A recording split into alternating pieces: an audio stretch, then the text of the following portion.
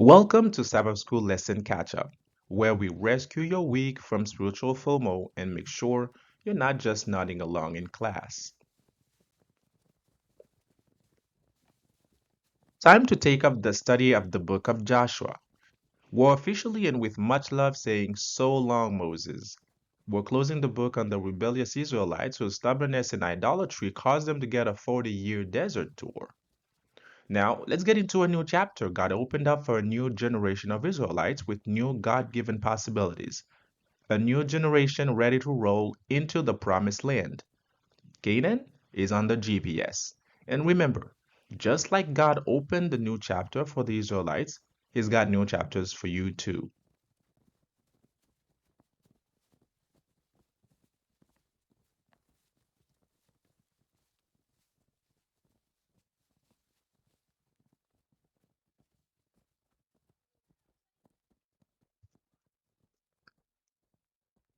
All right, you may want to read Deuteronomy 18 and Joshua chapter 1.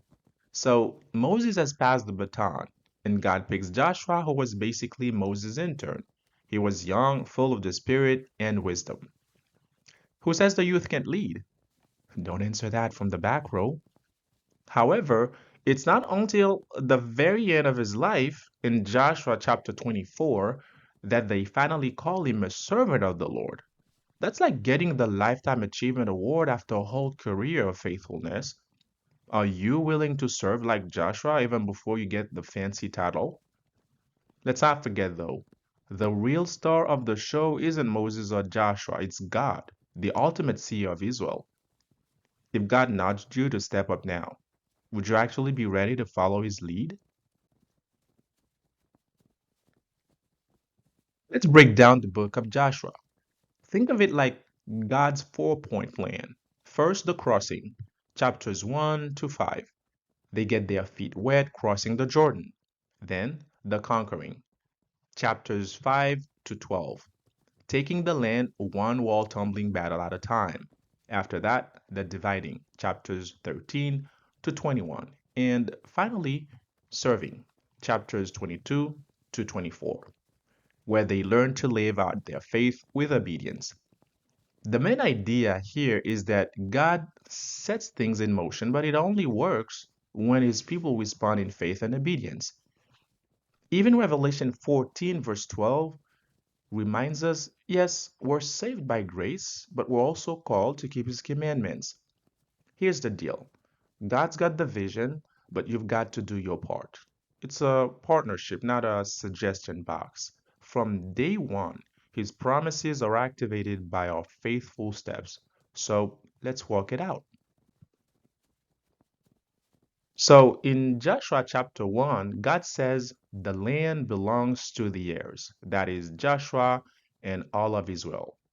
Then he says something wild. He's already given them every place their foot will step. Hold on. They haven't even conquered it yet.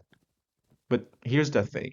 God's promise is so sure. It's a present reality. It's not magic. It's what happens when God is present in your life.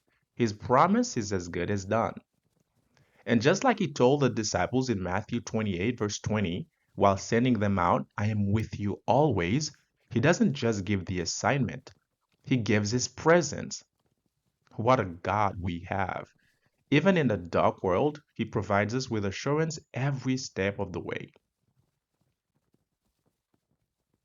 So in Joshua chapter 1, God tells Joshua to be strong, not once, but twice. You know it's serious when God says it twice, like your mom using your full name. Why did Joshua need to be strong? Well, the task looked impossible. Even Egypt, the superpower of the day, couldn't get a foothold in Canaan. And now Joshua's supposed to just waltz in? No pressure, right? God also asked Joshua to be strong to keep the requirements of the divine covenant. It wasn't just about muscle, it was about faithfulness too. Now, you might not be facing pagan armies today, but you're fighting your own sins, maybe that quick temper or the endless scroll. The good news is you're not on your own. If you have a relationship with Jesus, his presence is enough to help you stand strong. even when it's not the popular thing to do. The fight is real, folks. You do not wrestle against flesh and blood. Look up Ephesians 6. It's time we put on the armor of God to stand against the schemes of the devil. The good news? God's got our back. So, what does it really mean to be successful and prosperous? Joshua chapter 1 verse 7 through 9 spells it out. It's not about the fancy car or that perfect house you post on Instagram, though if God blesses you with that, praise the Lord. True success is acting wisely.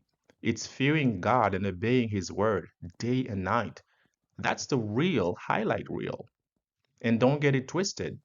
Faith and obedience aren't opposites. As Romans 3:31 says, faith doesn't cancel out God's law. It upholds it. The law isn't our enemy. Think of it like God's GPS. It shows us when we've taken a wrong turn so we can appreciate His amazing grace even more. So, true success, it's not what you own, it's who you obey. Here's a quick word from Ellen White that's still spot on today. First, you've got to digest God's word.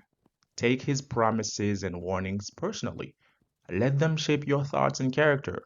It's like your spiritual breakfast. So, when was the last time you actually opened that Bible? Just a friendly check in. And second, you can't earn your salvation.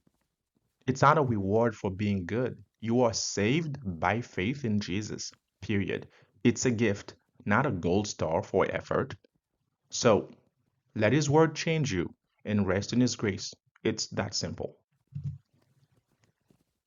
Don't forget to subscribe and join us for your weekly dose of holy homework with just enough insight to stand out and sound wise, and just enough sass and sparkle to keep it interesting.